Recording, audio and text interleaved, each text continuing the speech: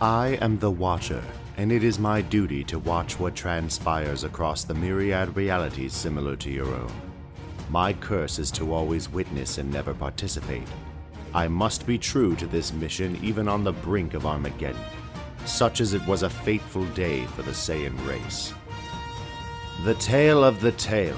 What if Goku was in Marvel Comics? The Saiyan race were anything but peaceful. Great warlords were born from planet Vegeta. They would conquer and sell off planets to the highest bidder. This, of course, made them a despised race. They were divided in different levels depending on birth.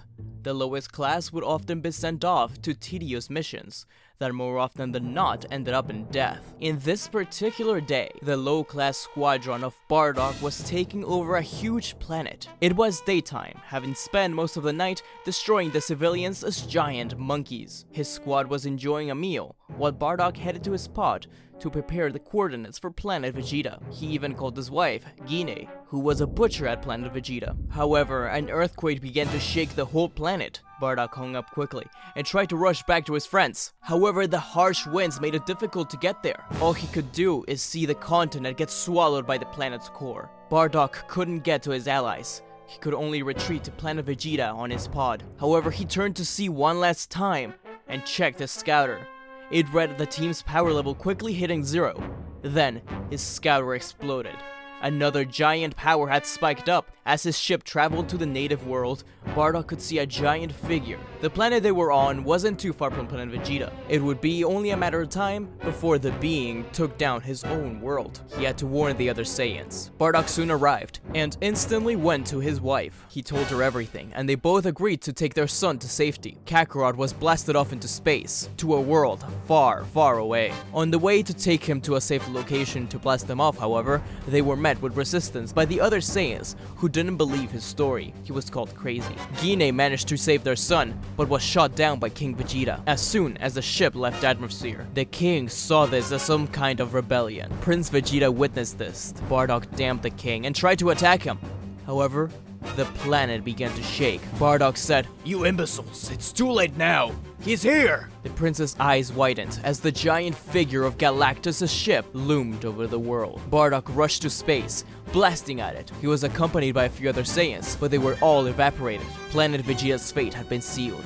In its final few moments, the king retreated back to his headquarters, leaving even his own son there to die. The prince, however, was much more composed than his father. He went alone to Galactus as the planet was beginning to get consumed. He kneeled before the Planet Eater. Prince Vegeta offered his allegiance to Galactus. Vegeta had already been abandoned by his father, who was cold and sadistic to begin with. Vegeta never cared much for his people either. He simply wanted to learn from this power, even have a portion of it. He offered his loyalty in exchange for his own life. As Planet Vegeta blew up, Prince Vegeta was gifted with cosmic energy, becoming a herald of Galactus. Meanwhile, the pod where Bardock's son was housed in landed on a distant planet named Earth. The ship crash-landed in a land stuck in the past, where dinosaurs roamed freely. Though a few humans lived there, dinosaurs ruled the land. Indeed, Kakarot had landed in the Savage Land. The boy exited the pod and was soon attacked by a pterodactyl. However, he was able to defeat him and kill the enemy with a swift kick. Kakarot would be raised in this land for 14 years, where he got respect and fear from its inhabitants, thanks to his power. Every full moon, Kakarot would turn into an Ozaru, a giant monkey creature that would attack anything in its path until morning. He was very lonely growing up, as any human would be afraid of him. Even the beasts he would become fond of would mysteriously die off, and Kakarot would not remember anything. Sadly, it was Kakarot himself, as an Ozaru, that would kill them. But as if it were destiny, Magneto would soon arrive at the Savage Land. He had just landed there from a strange ship. Thankfully, he had managed to crash land the ship in a familiar land to him. Magneto had been there sometime prior and had plans for it. Using alien technology, his plan was to mutate the natives and take on the X-Men. However, as he began to execute his plan one night, his base was destroyed by an Ozaru. Magneto had heard of this creature, and now he realized that it was truly a demon. He wouldn't be able to stop the monster, and was forced to retreat. Once morning arrived, Magneto headed back to the attack site, where he found the 14-year-old Kakarot. He deduced that this kid was the cause of his problems, and realized that he had a tail. It was obvious to Eric. The kid was a mutant. Magneto took it upon himself to take care of the boy, giving him clothes and teaching him English. Kakarot wasn't very good at it and ended up with some kind of weird accent. Magneto continued his plan. While taking care of Kakarot, the boy was very rowdy, but Magneto wouldn't take his outbursts kindly. Magneto would probably name him something like Ansel or something like that, but I'll keep calling him Goku from now on, just to make it easy on myself. Magneto would allow Goku to join the Brotherhood of Evil Mutants, where he was very much loved by Quicksilver and Scarlet Witch, considering them as family. In this universe, they are mutants, and they will remain so. He got to learn how to fight a little thanks to them. Wanda and Pietro would use their various abilities to play and train with the kid. They took a great liking to him, as they were no longer the youngest ones in the Brotherhood. Quicksilver's speed and Wanda's energy projection were a great influence on Goku. His Saiyan heritage allowed him to easily pick up on many of their own techniques, as he mimicked them. For example, one day Goku tried to do like Wanda and fire an energy sphere. He ended up accidentally hitting Toad. Anyhow, Goku is still very different from what we know him as. At least for now, as he truly loves doing evil things with the Brotherhood. The destruction and even death made him excited. Goku's code name turned out to be Monkey King, but Magneto would not use the Ozaru even against the X-Men, as he thought it was way too dangerous to control. Goku would always be forced to stay inside during a full moon, not like a monkey-tailed boy could just go out anyways. On one of their various attacks on the X-Men, Jean Grey realized just how handsome he was. She had always been into the tough, animalistic type of men. She even mentioned something about it to Scott, to which Angel and Cyclops argued about it. They both got a real dislike to that monkey fella. Professor X was puzzled by the kid. He wanted to save him, teach him to control his mutation. However, Cerebro could never pick up on him. Could his secondary mutation be something that repealed Cerebro? He wasn't sure. The Brotherhood was defeated time and time again, and most of the members were captured or left the crew.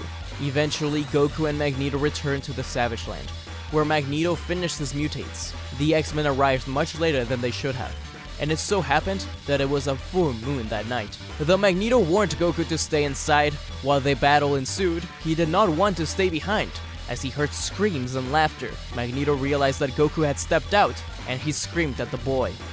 No, go back inside.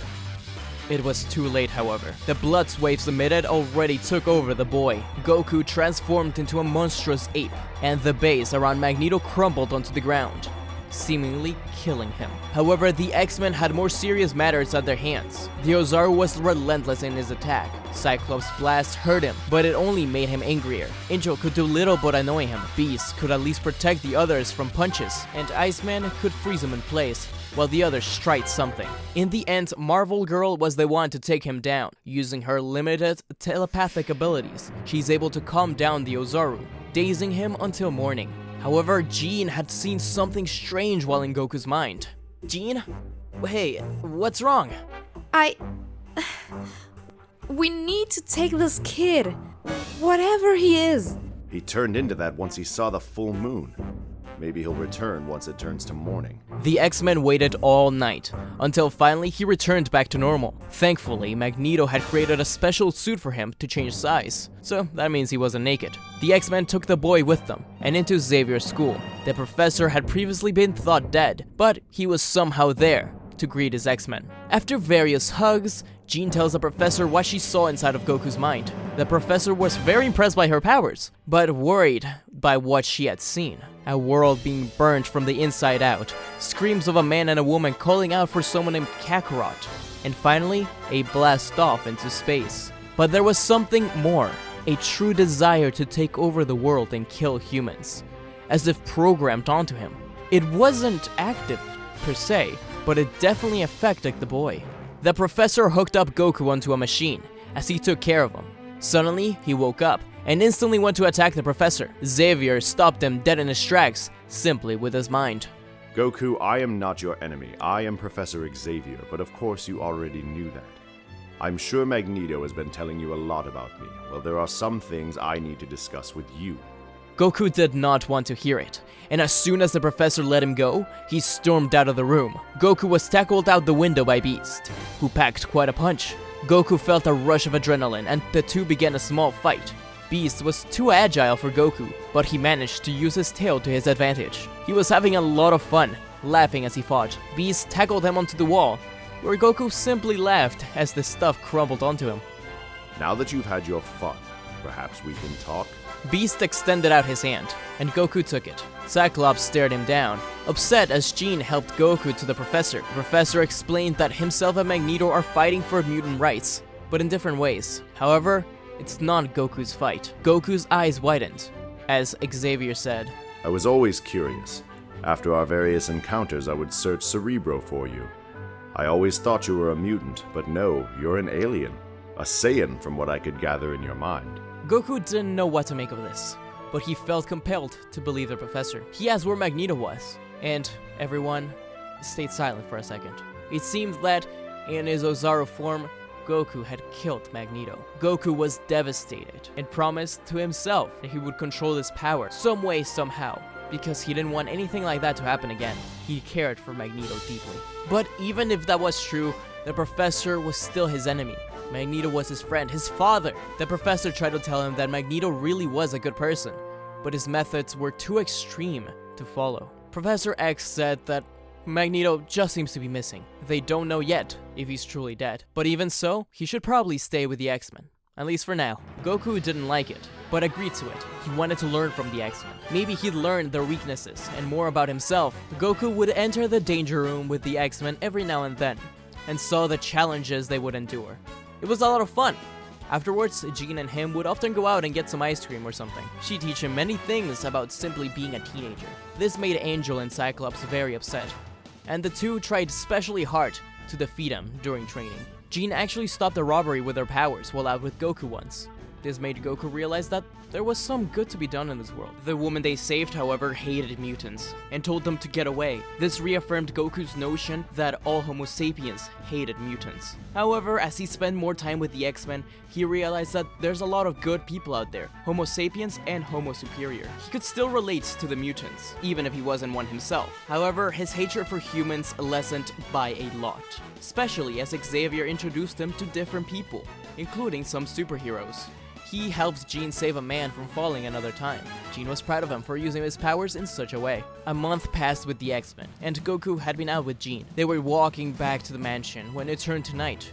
Jean hadn't realized it had been a full moon that night, and Goku became an Ozaru once more. Thankfully, they weren't far from the mansion. Jean tried to daze him like last time, but for some reason it wasn't working. The Professor arrived soon, before much destruction, and he delved deep into the mind of the monster. The Professor was much more developed than Jean in telepathy, and was able to break through Goku's mental barriers. Inside his mind, the Professor was actually able to convince the brain that he was not receiving blood waves anymore, turning Goku back down into a humanoid. Charles took the opportunity to delete the destructive programming from Goku's mind. It hadn't been fully active, but he took the precaution. The next morning, once Goku woke up, the Professor had to have a talk with him. While he would love for him to join in the X-Men, he simply couldn't. He wasn't a mutant. However, he had a friend that would likely help him. After saying goodbye to the X-Men and a kiss on the cheek from Jean, Goku flew over to the Baxter Building in New York. He was greeted by Reed Richards, who said he had heard a lot about him from Professor X. Goku was a lot more calm than usual. He was still curious and hyper, but had no desire to hurt things unlike before. He personally didn't see the change, but Reed did a few tests on him by drawing blood. In the blood, he discovered a cell that was not found in any other known living individual, and it was reproducing rapidly. He couldn't determine what it meant, but he named it S cells. Next, he needed the help from the other Fantastic Four members. Hey kids, don't go away. We'll be right back. And now back to our show. Johnny Storm, the Human Torch, hit it off right away with Goku. They were both young and looking for thrills. The test was the speed test, and Goku had to race Johnny. Surprisingly, the two were fairly even when it came to speed, with Goku winning by the hair of his head. Later on, Goku revealed that he was going pretty easy on Johnny. I guess he just didn't realize how important these tests actually were to determining his health and stuff. They promised to race again soon. Next was Ben Grimm, the Thing. The test was a strength test. The two had a grand old cloverin' time, with Goku really feeling the punches this time. This event made him realize that there are people much stronger than him out there, and he needs to train even more. Finally, a side test using Sue Storm. the Invisible Woman. Reed hypothesized that Goku might have some kind of different vision than humans. He wasn't completely wrong, but Goku didn't use his eyes. Instead, he felt the energy, the life force of Su. He was able to locate her every time. Unknown to Goku, this was an ability that the Saiyans had used long before him, as the Saiyans would often come in contact with the scrolls and had to develop some kind of skill to locate them without just looking at them. Anyways, Reed was very impressed by this, and he got some good information that would help him in the future. Goku just asked one more thing from Richards: a new suit.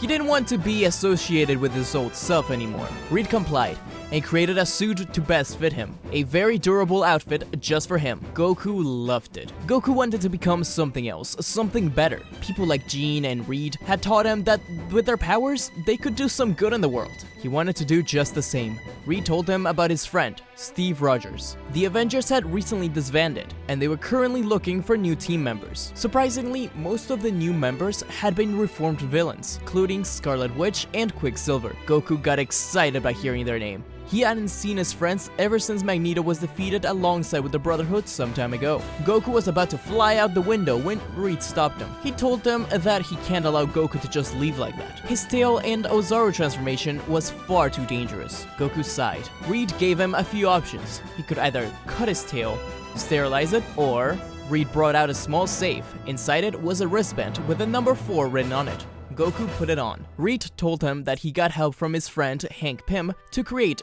this device. It would allow Goku to transform at will by emitting blood waves. However, he should still avoid the moon while he's wearing the wristband, as he could just go insane once again. It might take some time to get used to it and actually control the Ozaru, but this will at least help. Goku was very thankful and promised to come and visit them soon. He left off with a bright smile. Reed told Su that they will have to keep an eye on that guy. When Goku arrived and met the Avengers, Captain America was not very impressed. He was too young, inexperienced, and very difficult to work with. Too naive. Tony, who had left the Avengers but was overseeing the new recruits, actually liked Goku quite a bit. He understood why he sought out the thrills of a good fight and strong opponents. Same reason why Tony loved to put on the suit every day. The adrenaline of it. He told Captain America that he liked this kid. Steve was still not convinced. Scarlet Witch and Quicksilver then came in, and they were both excited and happy to see Goku. It was a wonderful reunion. Captain America sighed, and finally agreed to let Goku into the new Avengers lineup. Their first mission? Try and find the Hulk, and get him to rejoin. That's where I'll leave off this story for now. But I did want to say that there's a few things that Goku did that don't necessarily warrant long explanations. For example, Goku was at Reed and Su's wedding. He ate a lot of the food. Reed was very upset, but he kept it to himself. The Thing and Goku would often go at it, fighting each other on the control environments. They both had an awesome time doing it, and the Thing felt like Goku was getting stronger every time. Goku met quite a few other heroes as time went by, including Spider-Man. They were both young, so Spider-Man took a liking to him, even though he was a little hard to work with because of his naivete. Peter tried to teach him how to be a normal teen, even if he had to do it under the mask. He also suggested that Goku might need a secret identity, but Goku paid little attention to it. They had a weird contrast to one another. While Spider-Man had all the worries in the world, Goku had no worries at all.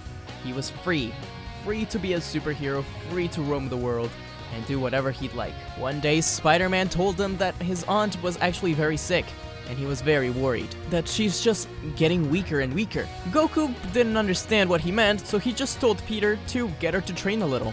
He could help. I think it's interesting how Goku started off as a villain, as many Marvel heroes do, such as Hawkeye and Scarlet Witch, but in the end, he's become another superhero. In the future, we will explore how he uses his powers for good, how he will save lives, and how he'll do all that stuff. This first episode was more the origin story, and I hope you enjoyed it. Hey folks, Geek for Fun here.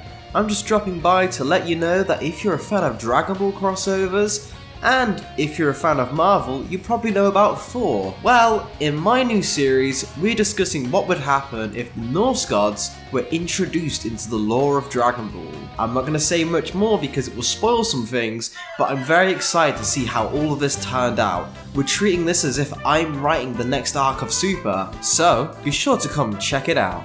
Right, but before you go over there, be sure to share, comment, and subscribe, and join the Smug Squad by clicking the bell icon so you get notified when we upload new videos. The Dragon Ball question of the week this week is, if Bardock were to come back, how do you think Goku would react? Leave it in the comments down below and start a discussion. Anyways, until we meet again. See ya!